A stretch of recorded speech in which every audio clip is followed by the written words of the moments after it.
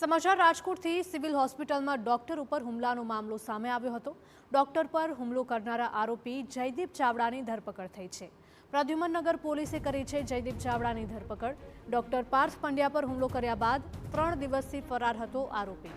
Civil હોસ્પિટલમાં neurosurgeon Parth Pandya પર જયદીપ ચાવડા નામના શખ્સે હુમલો કર્યો હતો, જેમાં તબીબને ભારે ઈજાઓ પહોંચી હતી। આ સમગ્ર મામલે જયદીપ ચાવડા વિરુદ્ધ ફરિયાદ નોંધાઈ ચૂકી છે। સિવિલ સુપ્રિન્ટેન્ડન્ટ દ્વારા તપાસ કમિટીની પણ રચના કરાઈ છે। જો કે હુમલાને લઈને તબીબો હડતાળ ઉપર ઉતર્યા હતા અને તેમની માંગ હતી કે આરોપી તેમના કૃત્ય બદલ જાહેર માધ્યમોમાં લેખિતમાં માફી માંગે, સાથે જ હુમલાખોરનું PMJY કાર્ડ રદ કરવામાં આવે। આ ઉપરાંત તબીબ પર હુમલો થયો ત્યારે સિક્યુરિટી એજન્સી દ્વારા બચાવવાના કોઈ જ પ્રયાસ ન થયા, તેથી તેની સામે પણ કાર્યવાહીની માંગ તબીબોએ કરી છે।